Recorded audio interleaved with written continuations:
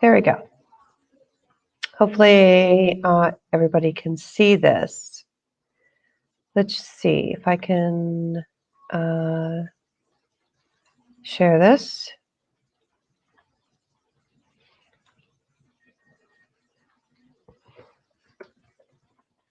Let me share this for 1 second, and then I am, hi Jess.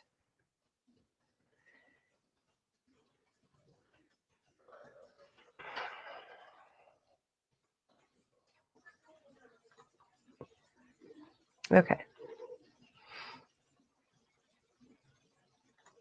Let's see. Hi. Sorry, guys. Hey, Jess. How are you? So I can share this so I can see you, right? This is what technology does. Hi, Can. So I'm trying to figure out how I can see you guys.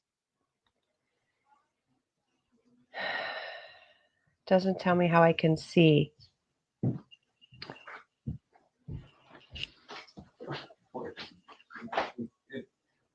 Hey, Autumn.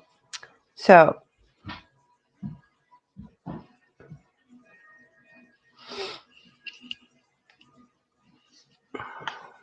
one second.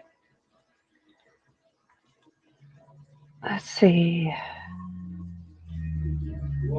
So the layout doesn't show anything. They're in the living room, Kurt. They're in the living room. Okay. Anyways, so I have you guys here. All you have to do is press the plus button. The plus button. I don't see a plus button. Do you see a plus button? I don't see it. It does say plus.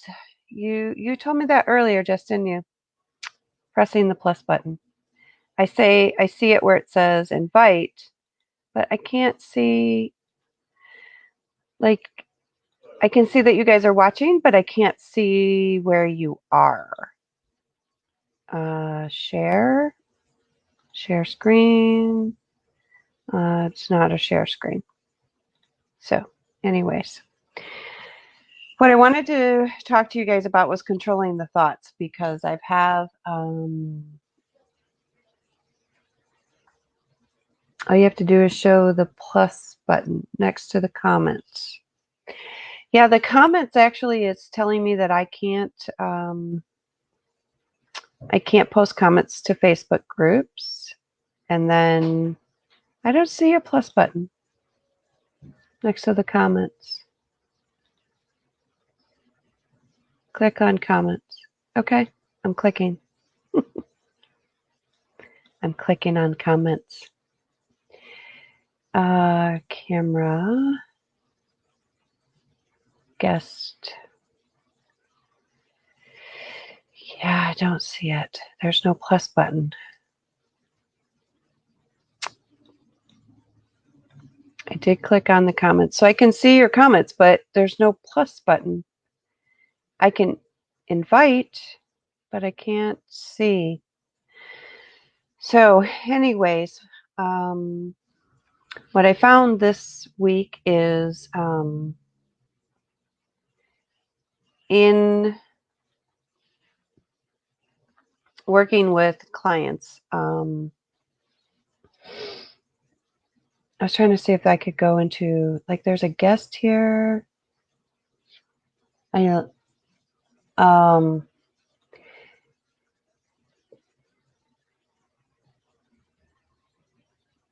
I don't think I want to do that. I definitely, it's not, there's no share button. It's just really frustrating.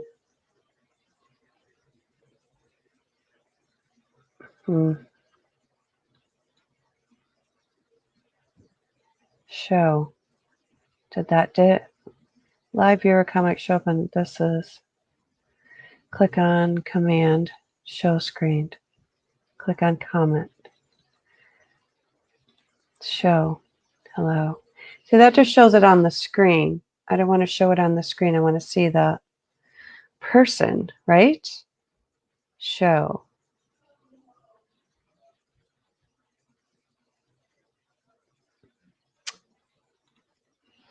Yeah. So I can see their comment, but I want to see their face. That's what I want to see. I want to actually see their face. This is crazy. So this is not not what I wanted to do. So anyways, what I wanted to say was that I noticed there was a theme throughout the week that I was running into. And one lady that I talked to today was actually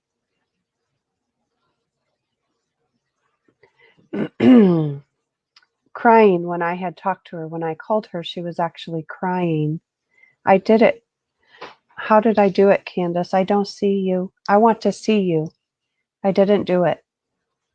I want to actually see you and I want you to talk to me. You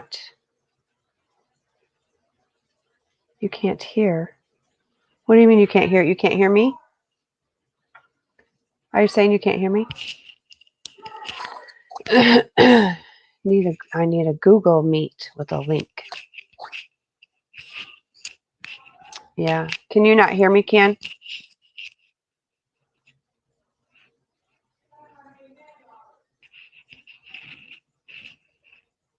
This is crazy. I'm about to just go back to Facebook Live to make sure that you guys can see me or hear me.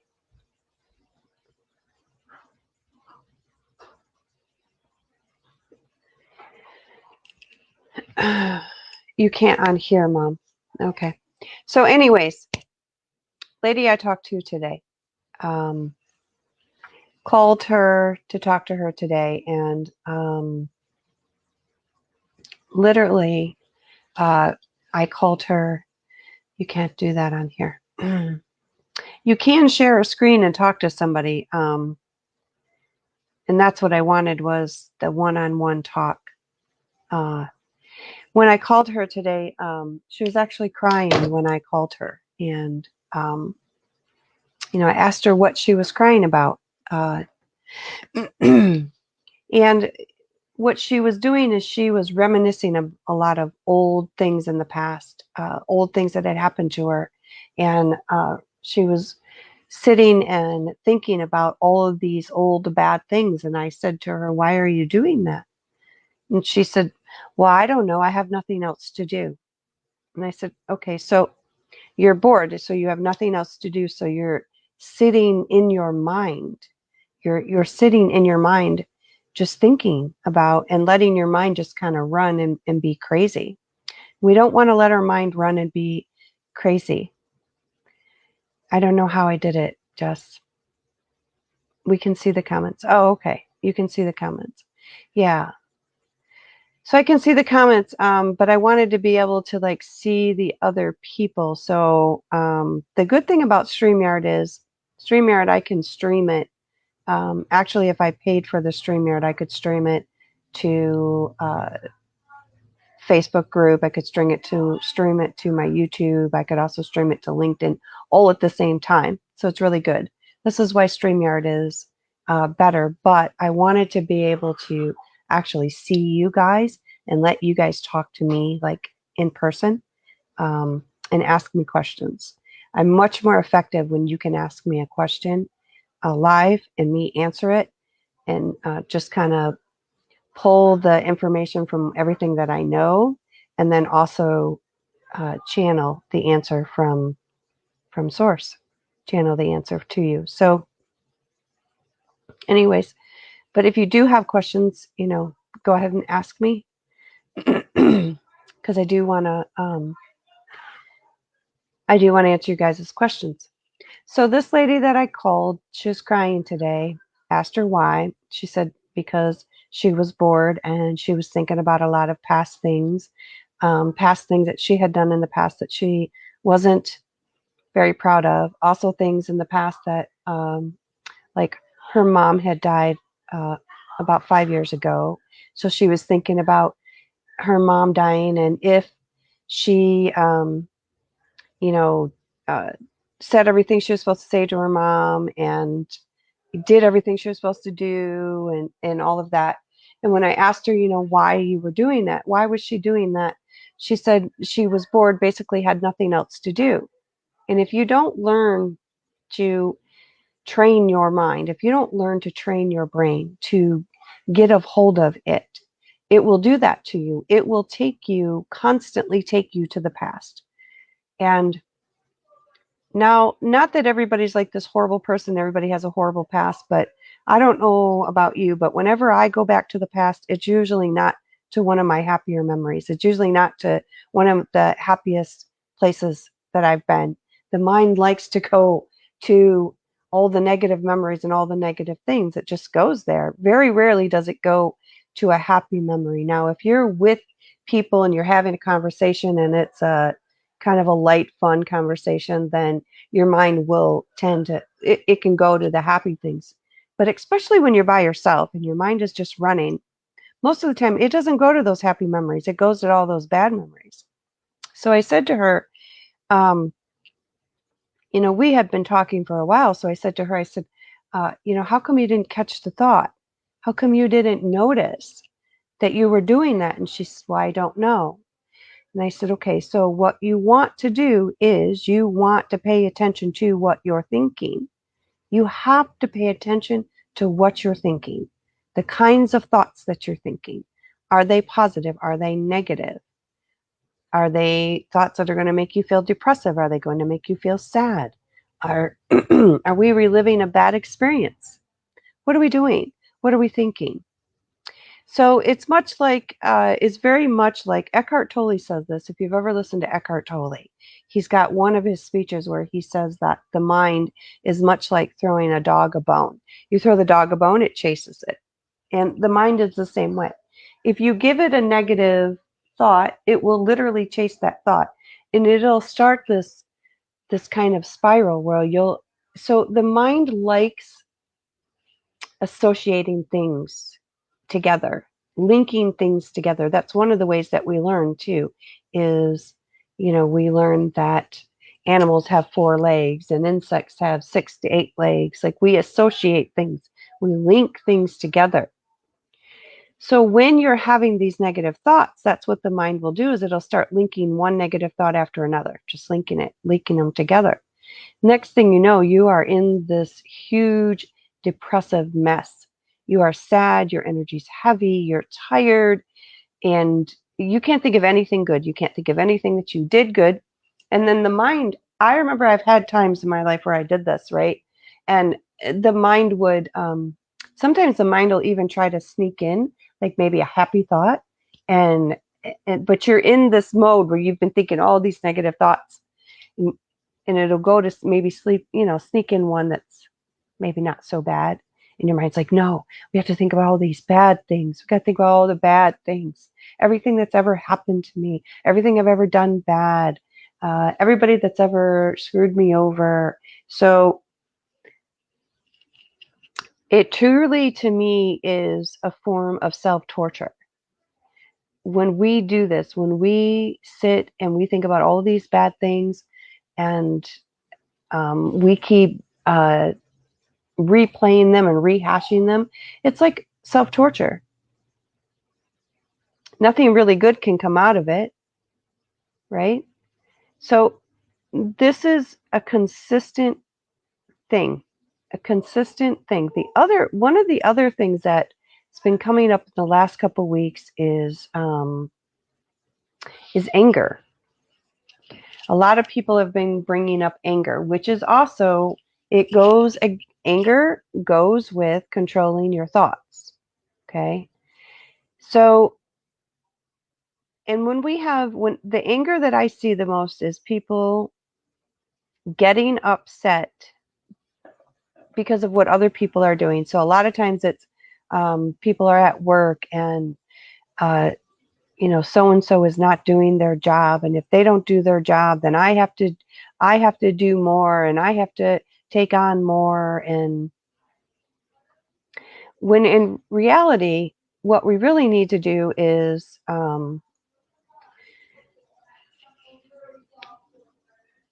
just do our own job, just mind our own business, and not worry about what other people are doing, not worry if they are doing their job. Because see, that negative thought is coming in again. So now you have this thought that somebody else isn't doing their job. So that makes you a little bit angry because like they're not doing their job and I'm going to have to do their job, right? So now you've set that tone. And now you're on edge. So in anything that they do or say after that point, you're already on edge.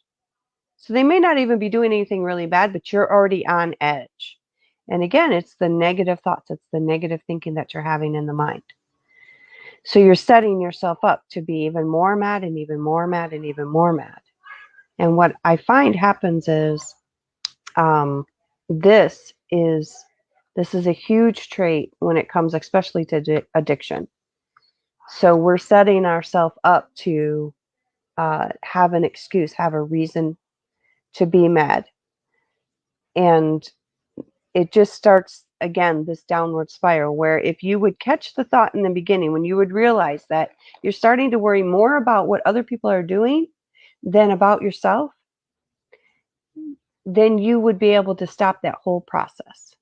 You would be able to put the brakes on it.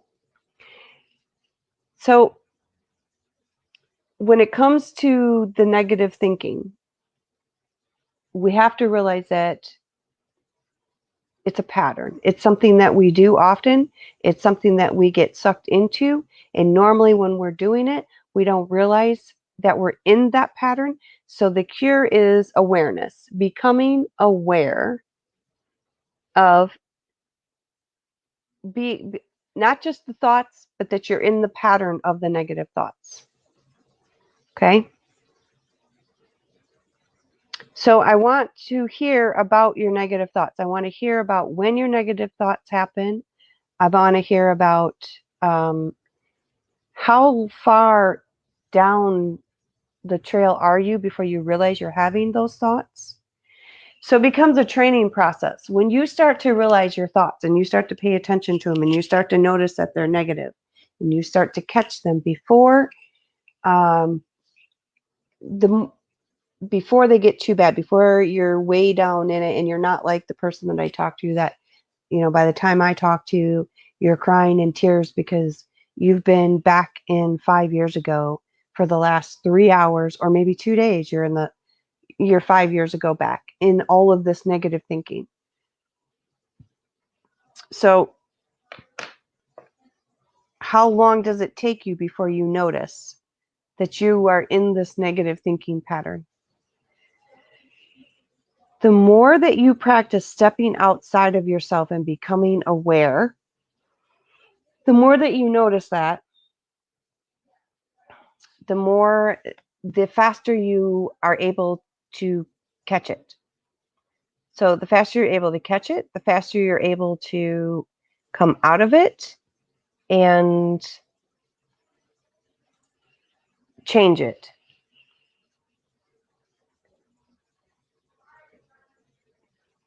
You're going down you call it going down the rabbit hole. Candace, I wonder why why are you coming up as a Facebook user instead of with your name today? That's odd. So this is what I tell people.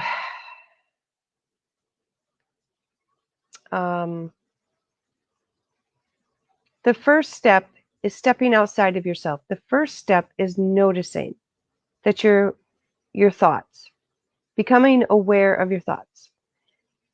Noticing, and I had somebody say to me the other day, I said, I want you to start noticing your thoughts. And when you notice that you're having these negative thoughts, when you notice that you're starting to think negative, I want you to actually tell yourself to stop. And this person said to me, well, isn't that kind of crazy? Isn't that kind of crazy to talk to yourself? I said, no, it's not crazy. We talk to ourselves all day. We just don't talk to ourselves positively. We don't talk to ourselves in the good way. We don't talk to ourselves in the right way. We allow all these negatives to come in and all these negatives to change our mind. The Michael Singer, in his book, he says that if you were to talk to somebody else, or if your spouse or your partner or whatever was to talk to you the same way that you talk to yourself, you would break up. You'd break up with yourself. Okay? If you had a partner that talked to you the same way that you talk to yourself, you would break up with them. If you had some friends and you were around them and you were going out and with them and they were the negative Nancy that you are to yourself, you wouldn't hang out with them. You wouldn't want to hang out with them. So being able to do that, stepping outside of yourself. Well, how can you step outside of yourself? I'm reading a comment. It happened on Sunday.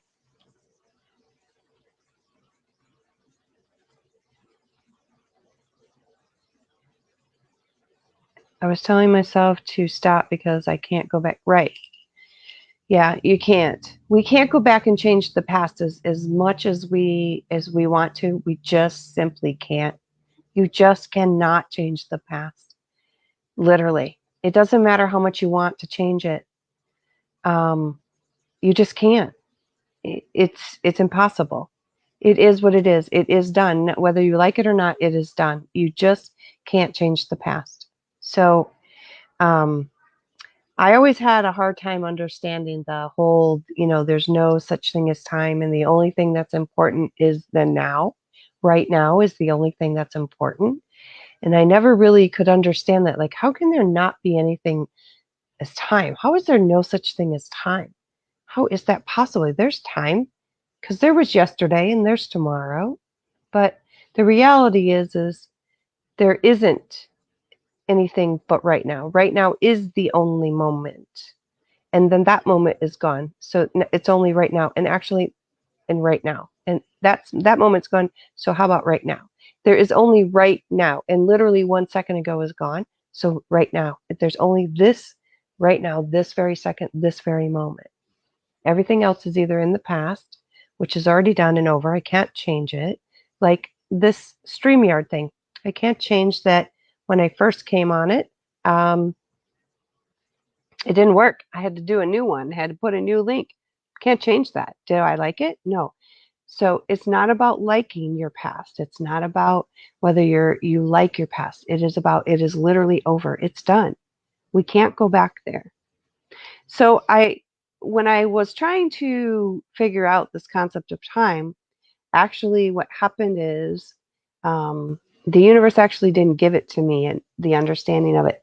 They gave it to my daughter, one of my daughters, because I just couldn't figure that out. Like, it just made no sense to me.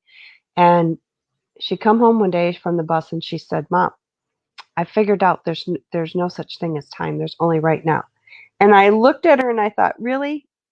I think she was like about 14. I said, really? They're going to give it to you? They're going to give you the meaning? Universe is going to give you the meaning of it? And she said, well, Mom, I was on the bus and we were driving by the farmhouse, that farmhouse that we drive by all the time. I said, yeah. And she said, and I was thinking about it and I was thinking, I can never get that moment back. It's gone. There's no way to ever really get that moment back. Being on the bus with all the kids on the bus at that very moment, you can't actually recreate that ever. Now, you can try to recreate it. You could try to go and get every one of those kids and put them on a bus, and it'd be approximately 4:00, but it will never be exactly the same, okay? Because Johnny will have not had mom's spaghetti last night, and Sarah would not have had that conversation with her brother that she had, or there's no way to get that exact moment actually back. And she said that moment is gone. I can only go forward. And I thought, oh my God, she's right. It is gone. That's it. And that's how I understood that there's only right now, that I can't go in the past. I can't go get it. And I can't actually change it. No matter what, can't actually change it. Okay. The future is not ever really here because we never actually get to the future, because by the time I get to tomorrow, it's today, right? So we don't ever actually get to the future. And then, but we spend so much of our time in the past or in the future, and we keep missing the right now. The right now, I'm okay. The right now, I'm doing the best I can. Right now, I'm not uh, making whatever mistakes it is that I thought I have made in my lifetime. So we keep missing all of the time that we have in this present moment where we're actually okay. So, and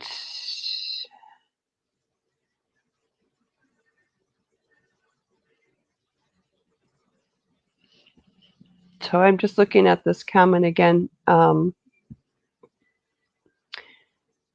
Sometimes we need 3 hours of crying. Sometimes that is what we need.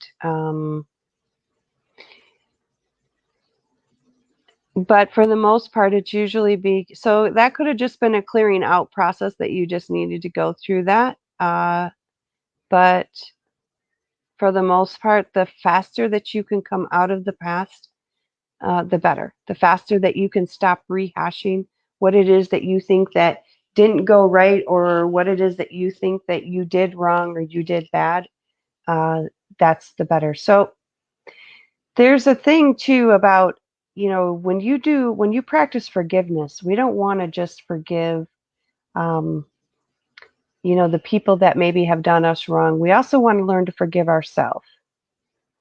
And forgiveness is really it's a very freeing, I don't want to say exercise. It's not necessarily an exercise, but when you actually forgive the people that have done things to you in the past, what you're doing is you're actually, you're unlinking, you're unchaining, you're setting yourself free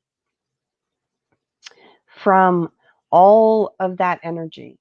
So for me, when I look at forgiveness, it's not necessarily that I forgive, the exact act, or that I think that anyone who's abused or abuse is okay, or that, you forget necessarily. But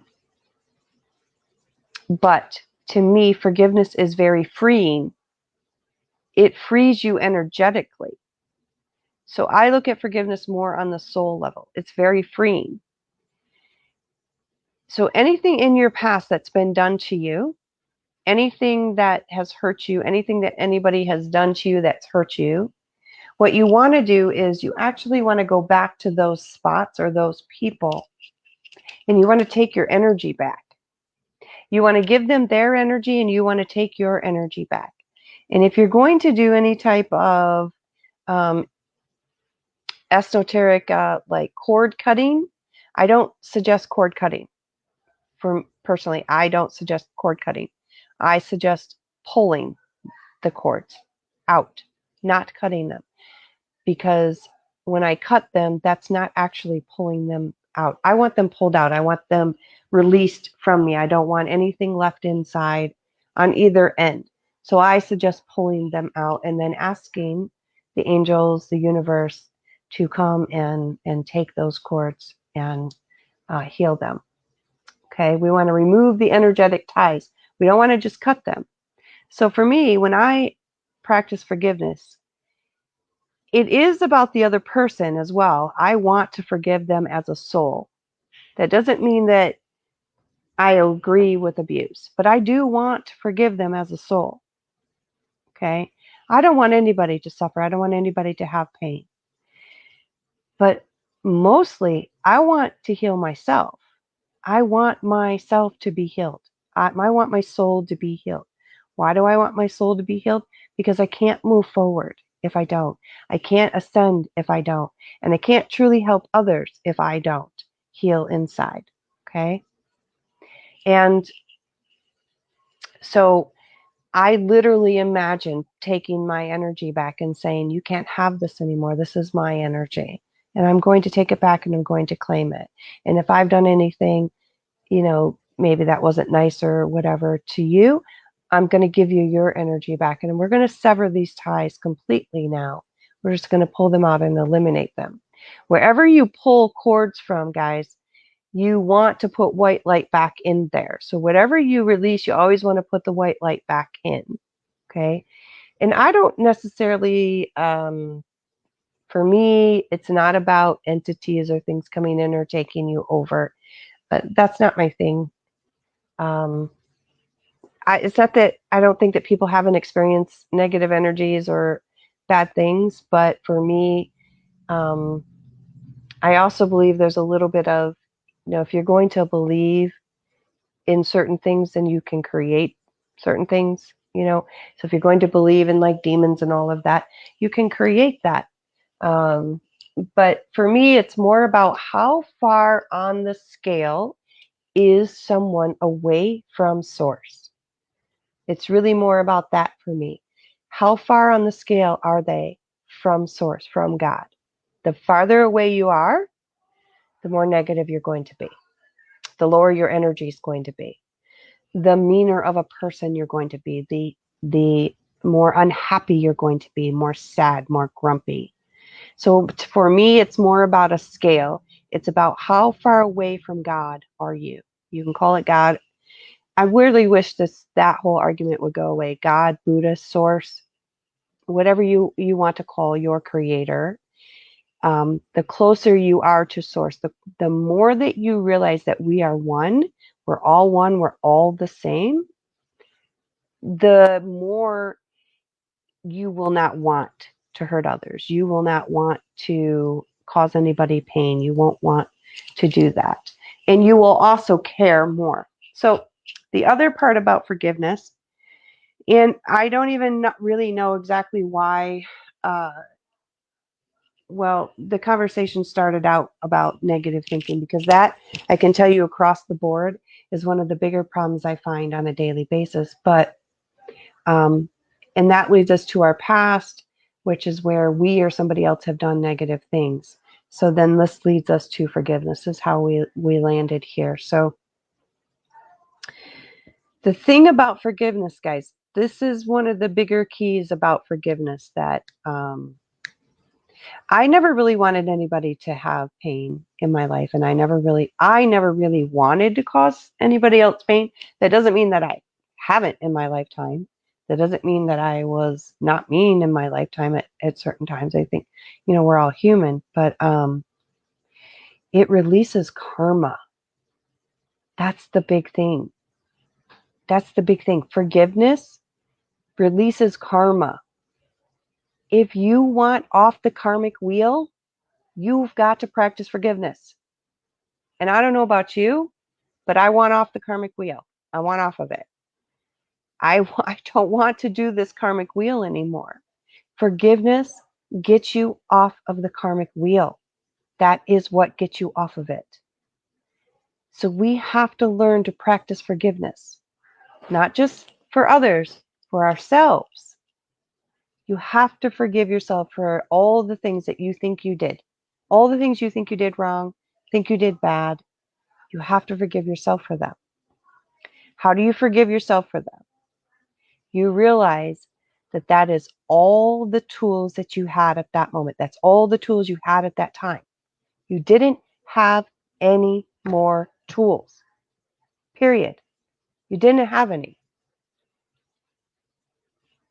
You can say, I should have, but it doesn't matter. You still didn't. You could say, well, this is what people do, and I knew better, but it doesn't matter. At that moment, at that time, at that space, that is all you had to work with. That's all you had. So you have to have self-forgiveness. That is once you have self-forgiveness, once you realize that you were working with all that you had, and for whatever reason, that is the best that you could do at the moment, now you start to create some self-love. That's where the self-love comes in. Okay? That's where when you can have self-forgiveness, self-compassion, now you start to have self-love. Now you really start to love yourself. And to me, all the things that you do like for yourself are more important than others doing it for you. So, for example, I put on a post one day to a lady, and I put on a post something about what was it, self-care or something, how important self-care was, or it was the most important thing. And lady wrote back on the thing that, couldn't believe that I said that, and other people are important, and for her, taking care of her mom and making sure her mom had the best last days of her life was the only thing that was important. Couldn't believe that I could suggest this to people. But here's the thing. I can tell you that you're smart all day long. But if you don't believe that you're smart, it won't matter how many times I say it. It won't matter how many times anybody else says it. I can tell you that you're pretty. But if you do not think you're pretty, what does it matter? Okay? So I can also tell you that you're a good person, that you're a nice person. But if you do not truly believe that, it doesn't matter what anybody else thinks. So these things that you do for yourself, the self-care, the self-kindness, the compassion, the self-forgiveness, to me are the most important things. When you truly love yourself and can give yourself compassion and time and love, then you can really forgive others. Then you can really start to have that real, genuine, true love. That true love, the same love that I believe that Source has for us, right? So let me know if this makes sense. And let me see.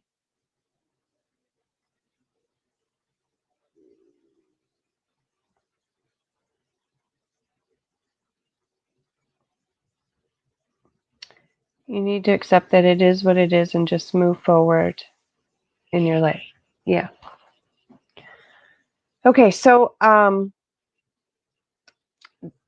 this is what we're talking. So we have the thoughts and learning to control the thoughts, and then we're talking about forgiveness and learning to forgive yourself and how important self-forgiveness is. That we can't change the past; we can only move forward. And the other thing too is that I think we're starting to come out of this in this world. We're not everybody's coming out of it, but most of us are coming out of this in this world where we're starting to understand that when you get to the other side, that we don't get judged when we get there. A lot of times people who used to think that when we would die, that we would get to the other side and we would be judged. We would have to go through these pearly gates and then sit down and get judged for everything that we've done and everything we've done bad. But that's not actually the case. We don't get judged. Actually, we judge ourselves. God doesn't judge us. So I think the world is starting to come out of this idea that God is going to judge us. And instead, what really happens is we have a life review. And in that life review, we review how well we did in this lifetime, the goals that we were able to accomplish, the lessons we were able to accomplish. And we see how far we got on that scale in this lifetime. And the things that we didn't necessarily master are the things that we will pick up again for the next lifetime.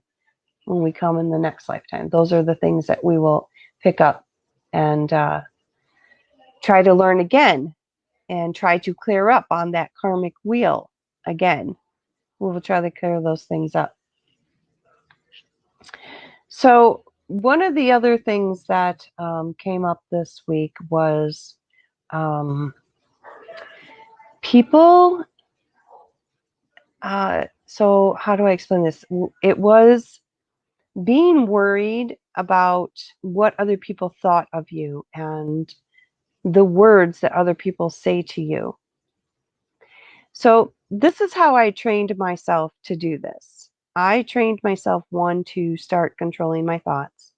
Then I trained myself to start practicing the self-forgiveness, given what the life that I came from, the background I came from, um, the life that I experienced.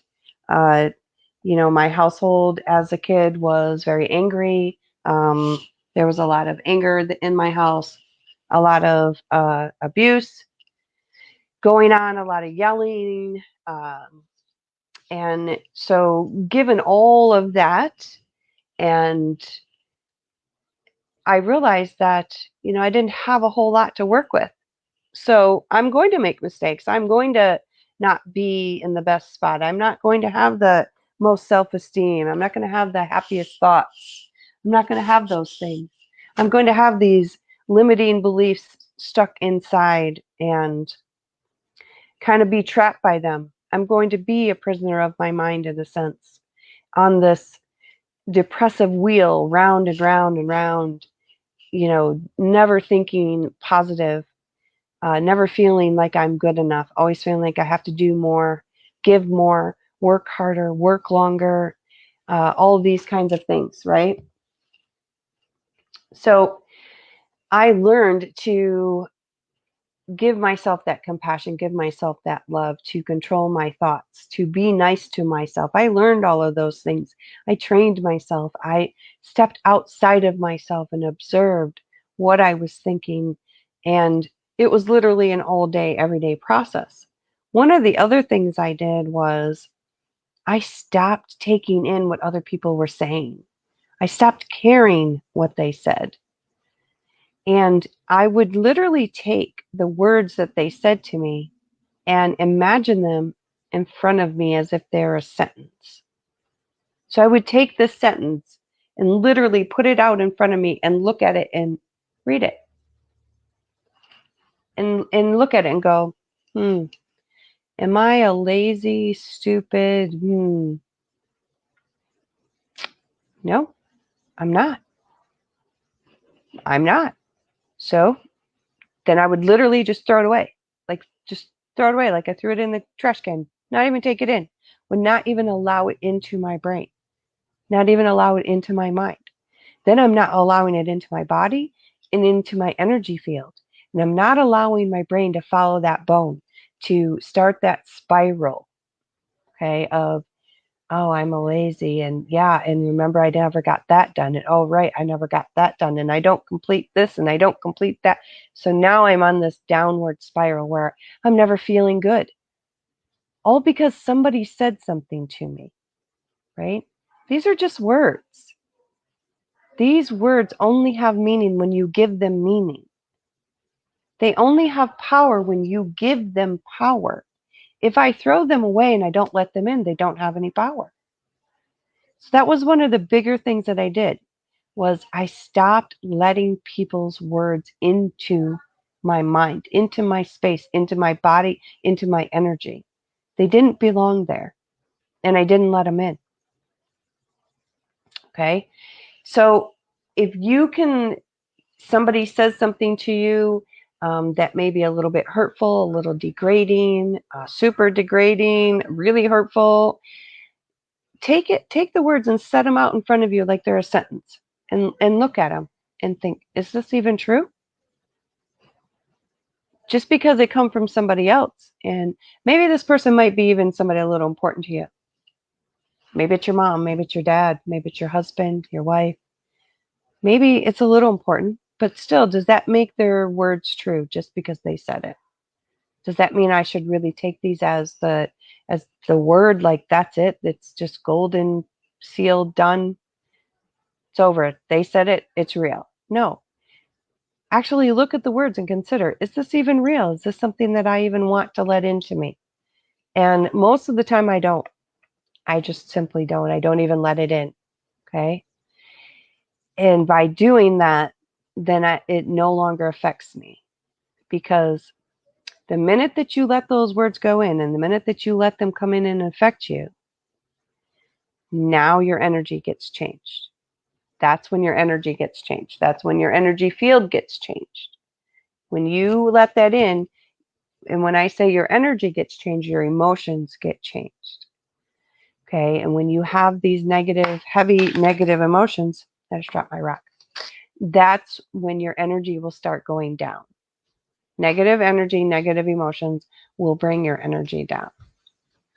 So you have to stop taking those words in. Stop allowing them to basically stab you in the heart. Just don't let them in. So I think next week I want to talk a little bit more about, with you guys, I'm going to talk about developing that self-esteem, how we can develop that, because this goes right into that, developing the self-esteem. Or you guys let me know what you want to talk about next week. And we also, maybe I'll come back on this weekend sometime and we'll talk about energy. So that was my thoughts for today. And you guys can reach out to me, ask me any questions if you have, but I'm going to get off for tonight. And I didn't get to do the video share like I wanted, so I'll have to figure that out. Maybe I'll have to practice with somebody on the side. We'll have to figure it out. See if I can figure out how to do it. All right, I will talk to you guys later. Reach out to me in the group. Let me know what you guys want to hear about.